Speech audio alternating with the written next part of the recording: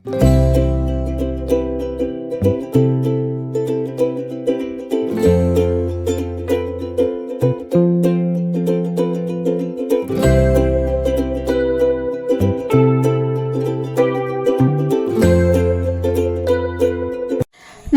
আমি রেখা।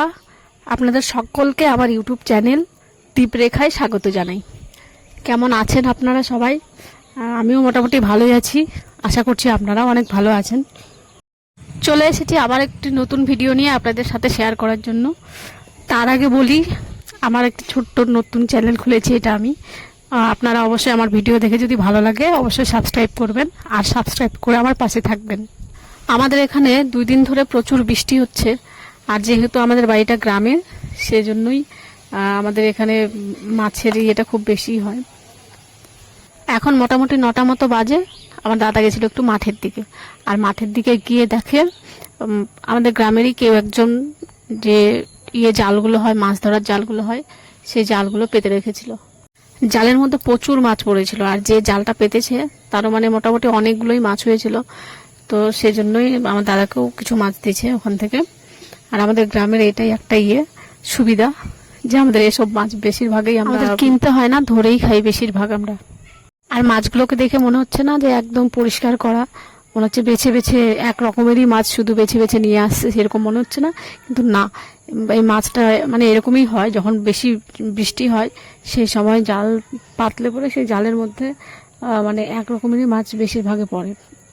যেমন এই মাছটা আসছে, হয়তো এই মাছেরই ঝাঁকগুলো তখন এসেছিল, আর অন্য কোনো মাছ আসেইনি সাথে, সেই জন্য এই মাছগুলোই দেখা যাচ্ছে এখন বেশি। মাছগুলোকে নিয়ে চলে আসছি বাইরে, কারণ হচ্ছে ভিতর দিকটা আর ইচ্ছে করলো না বসতে, সেই জন্য বাইরেই নিয়ে আসলাম।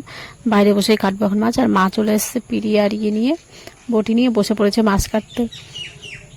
আর এই মাছগুলো কাটতেও অনেকটা টাইম লাগবে, কারণ এই মাছগুলো কিছুটা কই মাছের মতো। কই মাছের যেমন 2 পাশ দিয়ে কাটা থাকে, ঠিক তেমনি এই মাছগুলোরও 2 পাশ দিয়ে কাটা থাকে। আর এই কাটাগুলো যদি না কাটা হয় তাহলে ধোয়ার সময় হাতে প্রচুর লাগবে, কারণ কাটাগুলো প্রচুর ধারালো থাকে। হাতে যেমন লাগবে ঠিক তেমনি খাওয়ার সময় যখন রান্না করবে, রান্নার সময় এর কাটাগুলো বেরিয়ে মানে ছুটে কাটা কাটা হয়ে যায় তরকারিটা। সেই জন্য এগুলো কাটা খুব জরুরি। এবার ভাবলাম যে আমি একটু মাছটা কাটি বলে বসলাম মাছ কাটতে, কিন্তু বসে একটা বিপদ দেখি, ছোট্ট একটা জোকের বাচ্চা আমার হাতে ধরেছে। মাছের মধ্যেই ছিল হয়তো, আমি বুঝতে পারিনি। আর এত ছোট যে আমি দেখতেই পাইনি, যখন কিটকিট করে কাটছে তখন বুঝতে পারলাম। সেটার জন্যই হাসছিলাম আমরা। জোককে দেখে আমি সত্যি অনেক ভয় পাই, কিন্তু সত্যি এটা অনেক ছোট ছিল, অনেক ছোট, একদম বাচ্চা। সেজন্য অতটা ভয় পেয়েছি, কিন্তু এতটাও ভয় পাইনি। জোক দেখতেই এত ভয়ানক হয় যে রক্ত কাটার পর তো আরো বেশি ভয় লাগে। মাছের সাথে সাথে দেখছি কয়েকটা গুগলিও আসছে, আর এই গুগলিগুলো আমি আলাদা করে নিচ্ছি, কারণ ফেলবো না। এই গুগলিগুলোকে করবো, ভাঙবো, ভেঙে নিয়ে তারপর মাছের সাথেই দিয়ে দেবো। আর এই যে মাছগুলো দেখছেন, এগুলো কিন্তু সবগুলোই চোপড়া মাছ, আমরা চোপড়া বলি, অনেকে খলসি মাছ বলে। তো সবগুলো কিন্তু একই মাছ, শুধু এর মধ্যে একটা মাছ আলাদা ছিল, সেটা হচ্ছে পুঁটি মাছ। আর মনে হচ্ছে পুঁটি মাছটার পেটের মধ্যে ডিম আছে, একদম পুরো পেট ভর্তি ডিম আছে, দেখেই মনে হচ্ছে মাছটা যথেষ্ট বড়ই আছে। আর হচ্ছে এখানে 2 রকমের আছে, চোপড়া হলেও 2 রকমের আছে, একটা হচ্ছে সাদা কালারের, একটা লাল কালারের। আর লাল কালারের যেটা আছে সেটার মধ্যে কিন্তু ডিম নেই দেখছি এটা। আর যেগুলো একটু ছোট আর সাদা কালারের, সেগুলোতে পেট ভর্তি ডিম। আর এই ডিম দেখে মা বলছে যে এবার নাকি বৃষ্টি আরো বেশি হবে, আর হয়তো মানে লেটে হতে পারে, বর্ষা লেটে হতে পারে, এরকম করে বলছে। মানে আর বর্ষা মানে আমাদের এখানে তো বন্যা হয়ে যাওয়া। কয়েকদিন আগে যে বৃষ্টিটা হয়েছিল, সেই বৃষ্টির সময় শুধু শিঙ্গি মাছ আর হচ্ছে মাগুর মাছের জোয়ার এসেছিল। ওই সময় প্রচুর আমরা শিঙ্গি মাছ আর মাগুর মাছ খেয়েছি।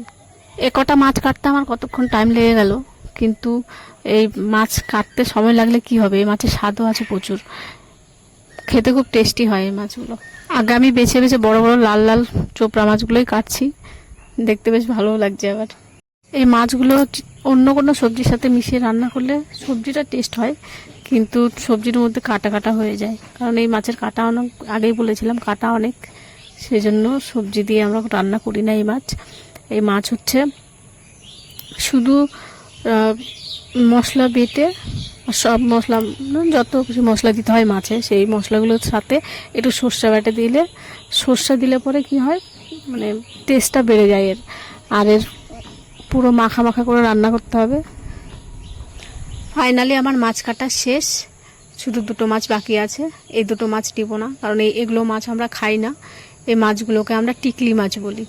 টিকলি বলতে যে সাদা সাদা দুটো ডট দেখা যাচ্ছে মাথার মধ্যে, এই জন্য এই দাগটার জন্য আমরা একে টিকলি মাছ বলি। আমরা এই মাছ খাই না, তো এই মাছ দুটো নেব না।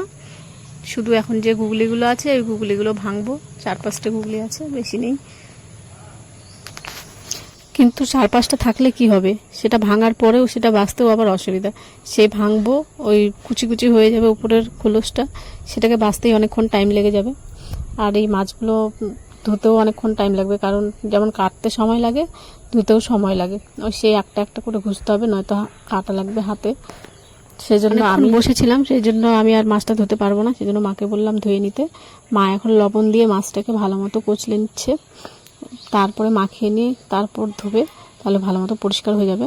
কিন্তু তারপরেও কাজ বাকি থেকে যাবে, যেটা হচ্ছে তারপর একটা একটা করে মাছগুলো ঘষতে হবে, নয়তো ভালো মতো পরিষ্কার হবে না, আর হাতেও লাগবে কাটা। লবণ দিয়ে ঘষে নিলে কি হয়, 90% মাছটা তখনই পরিষ্কার হয়ে যায়। কিন্তু কিছু কিছু বাকি থাকে, যেগুলো একটু হাত দিয়ে না ঘষলেই হয় না। এতক্ষণ আমার ভিডিও দেখার জন্য ধন্যবাদ আপনাদের সবাইকে। আমার ভিডিওটা আমি এখানেই শেষ করছি। আপনাদের সাথে দেখা হবে আবার একটি নতুন ভিডিওতে। আর আপনারা অবশ্যই আমার চ্যানেলটিকে সাবস্ক্রাইব করে আমার পাশে থাকবেন প্লিজ।